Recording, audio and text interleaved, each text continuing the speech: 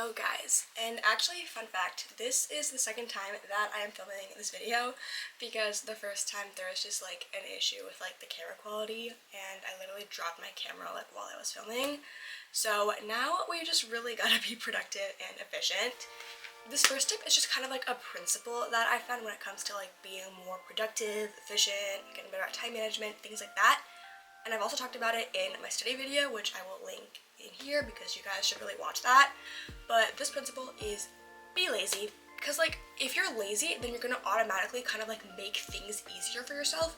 Like, I'm not saying cut corners and like don't do your homework, but I'm saying be lazy and make it easy for you to like feel motivated to do your homework, finish your homework faster, like things like that. Just be lazy, because then you kind of automatically just like find ways to make things easier for yourself. And now that we've gone over that principle to like being more productive and not wasting your time, these next tips are gonna kind of go along that.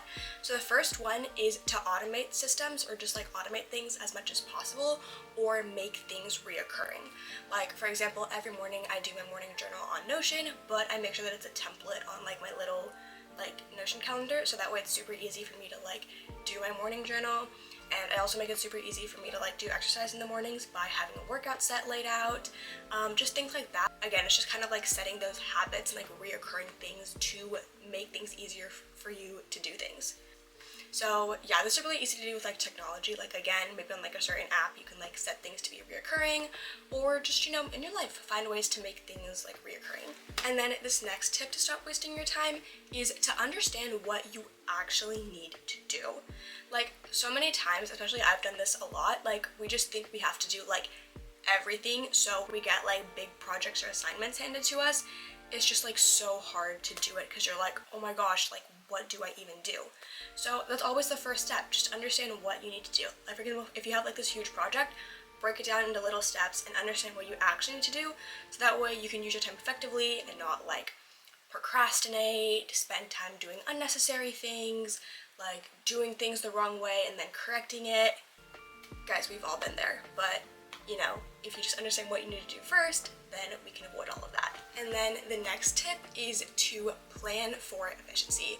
So if you guys have been like on my YouTube channel for a while, like back when I was vlogging, then you know that I love planning.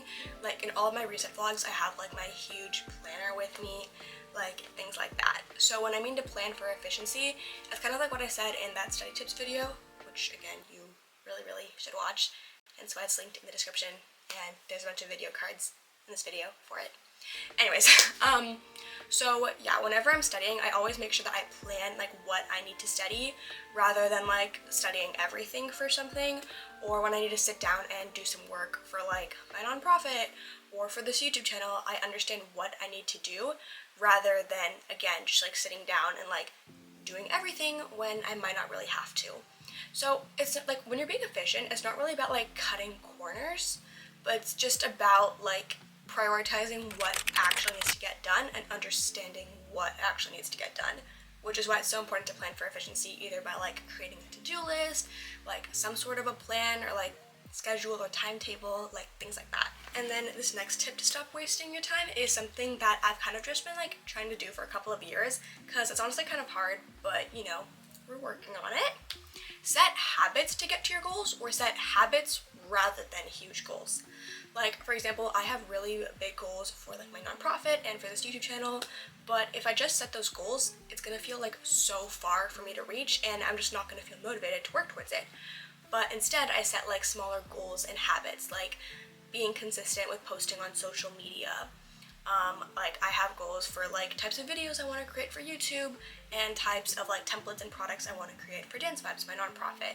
So it's all about the habits rather than setting like these huge goals or milestones, because, you know, it's just like much more attainable for you to actually work towards it. And then again, you're not wasting your time like procrastinating, not knowing what to do, working on the wrong things. You're like actually creating like a plan that aligns with some habits to help you get to your goal.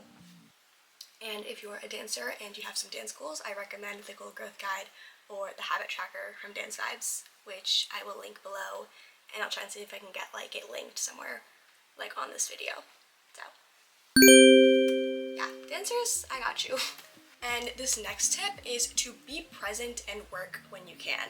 So for this tip, I am especially talking to you guys who are not 16 years old yet and cannot drive. Because guys, I know how hard it is when like you have so many extracurriculars, you have so many places to be, and you can't even drive yourselves there, and you feel like you're just like having so much like empty time because it takes you like 30 minutes to get from place to place.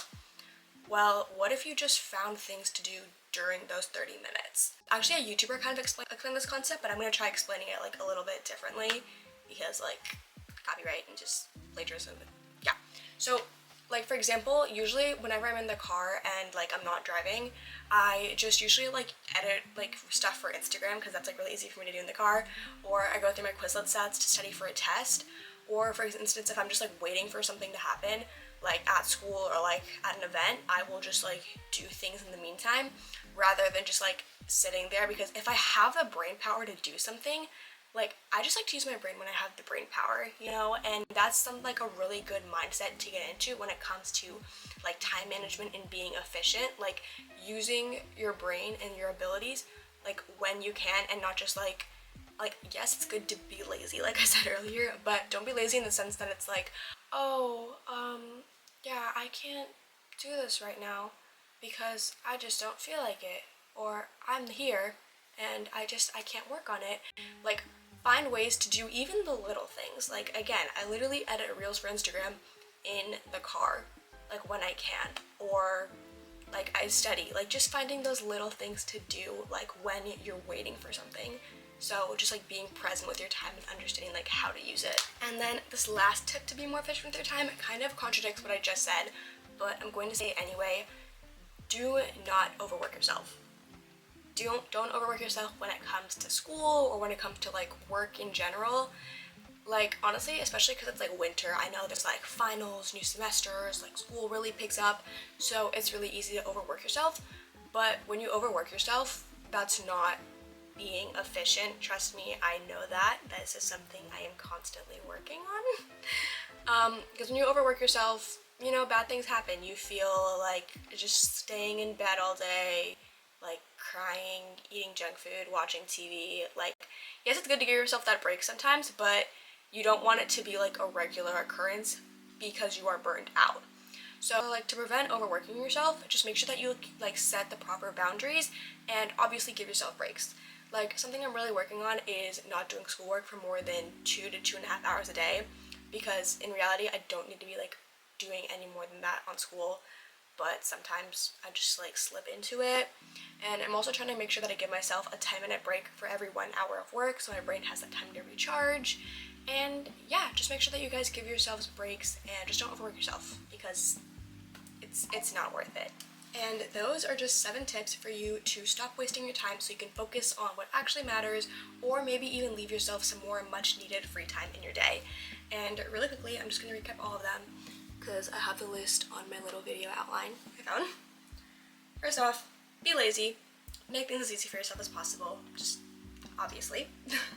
Automate systems or things in your life as much as possible, like making reoccurring habits, systems, things like that. Understand what you actually need to do and also what you don't actually need to do so you can just better use your time. Plan for efficiency. Set habits to get to your goals, or just set habits rather than setting like a huge, like far off distant goal.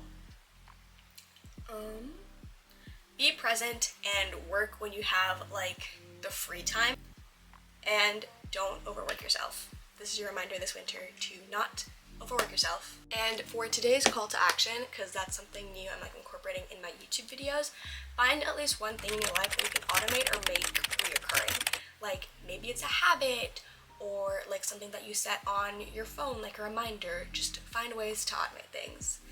And I'll see you guys later with another video.